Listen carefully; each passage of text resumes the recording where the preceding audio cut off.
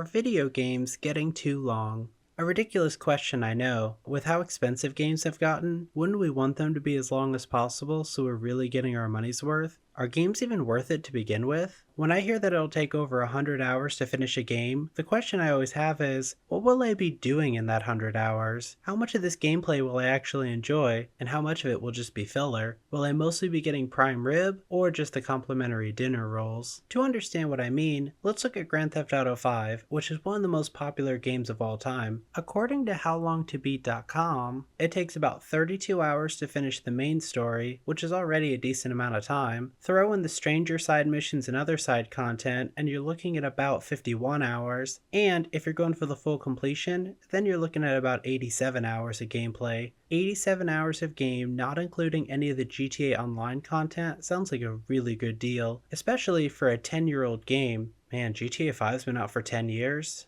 I am getting old. But let's break down that 87 hours and see what we'll be doing in them. 32 hours of the main story sounds like a lot, but there really isn't much of a coherent story. Rather, it's a ton of different small stories all loosely connected together. To show what I mean, here's a challenge. In the comments below, sum up the entire story of GTA 5 in one sentence. The best I could come up with is, 3 idiots get wrapped up in various shenanigans to try to escape their boring lives. Not very descriptive, I know, but how else do you describe a story with so many different plot threads? I mean, you have Franklin and Lamar trying to make it big, Michael trying to keep his family together, Trevor trying to start a business, Franklin learning how to be a criminal, Michael trying to escape his debts, Trevor fighting Merriweather, Franklin stealing cars for a billionaire, Michael becoming a movie producer, Trevor being Trevor, the FIB blackmailing all three of them, Michael going into hiding, the various heists you can go on, and about a dozen more I'm probably forgetting, and that's just in the main story. And how do they tie all these various plot threads together? Our three main characters just say, screw it, and murder everybody,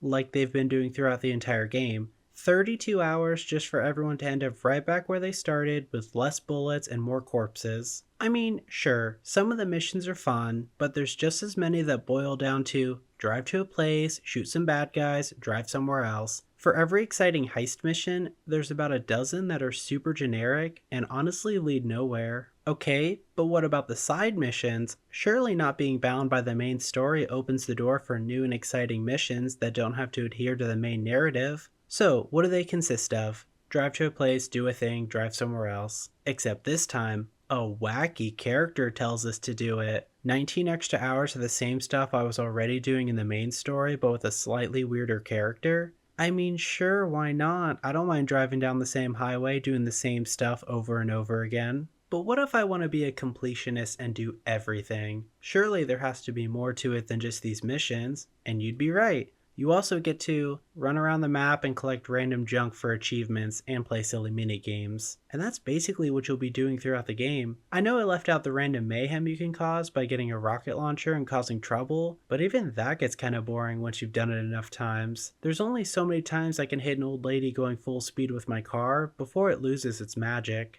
Realistically, I would say GTA 5 has about 20 to 25 hours of what I would call fun content, which honestly isn't bad. I've had several evenings where I had fun playing it. The main problem I run into is when I get to the slower parts and I start second screening, which is when I pull out my phone and start watching videos or listening to podcasts while playing, which to me is the true indicator if a game is fun or not. If a game is so boring that I need to be doing something else while playing it, then why am I even playing it in the first place? I don't need the game to be endless action. After all, downtime is important between the fun bits so the player has a chance to catch their breath and get ready for the next action-packed sections. But when it's 15 minutes of this...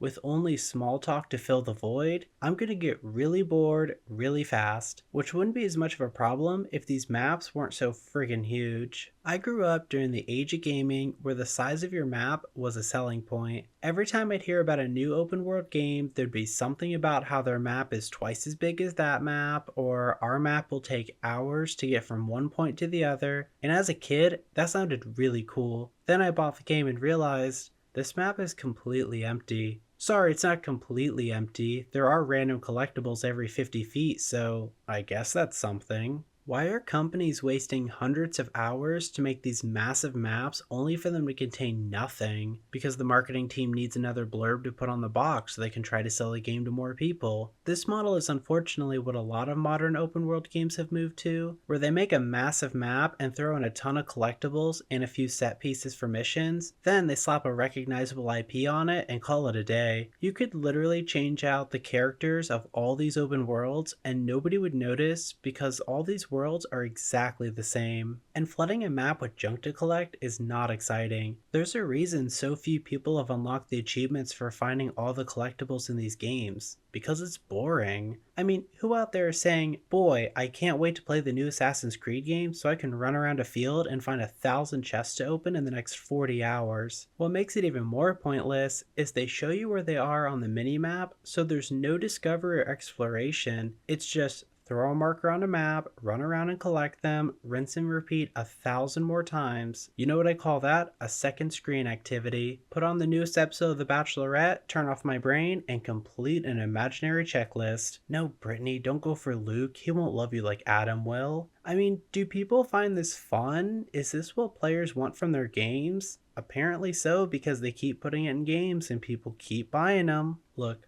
I work a 9 to 5 job like a lot of people. With that and other responsibilities, I normally get about 2 hours a night to play video games. Welcome to adulthood, kids. It only gets worse from here. So when I buy a $70 game that tells me it'll take 100 hours to finish, I don't want half my limited time to be spent running around getting random items just to make imaginary numbers go up, or grinding the same levels to get weapons with slightly bigger numbers, or spending a majority of my time slowly moving to the next objective for one mission. I want that time to be fun. Otherwise, why am I wasting my very limited time on it? I think one of the worst culprits of this is GTA Online. To me, this is not a game. This is a glorified checklist. Boot up the game, deliver the weapon parts, complete daily missions, wait several minutes to go into a queue, fail the mission, get back into another queue. Hey, I beat it. Get a little extra money. Oh, my 2 hours are up. Time to come back tomorrow and do it all over again. Maybe someday I'll save up enough money to buy another business so I can have more chores to get more money, to buy more locations, to get more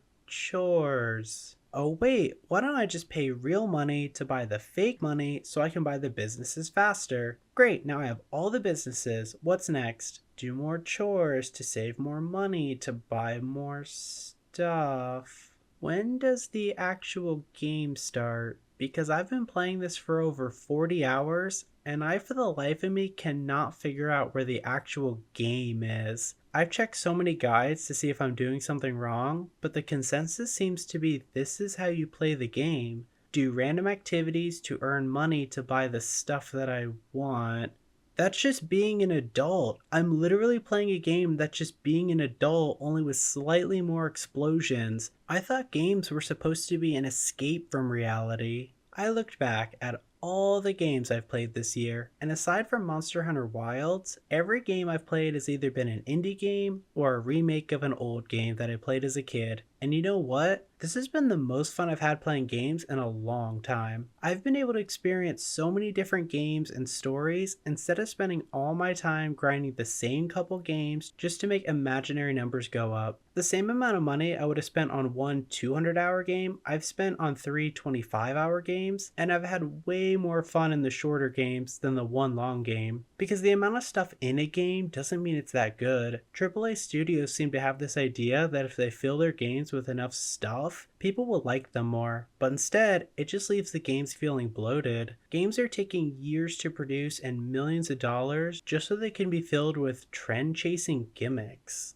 Honestly, at this point, I'm not sure AAA studios are going to change their ways anytime soon. I think we'll keep seeing these massive time sink games that have no vision outside of making the most money. But that's okay, because we've also started seeing a lot more indie games and AA studios making amazing things as well. So don't judge a game based on how long it is or how much stuff it promises. Give a smaller indie game a try. Who knows, you might end up finding something you really like. And if you really want to keep grinding the same couple games to make imaginary numbers go up forever, I hope you have fun doing it. But either way, I hope you enjoyed the video. Let me know what you thought in the comments below. And don't forget to like and subscribe, and I'll see you in the next video. See ya!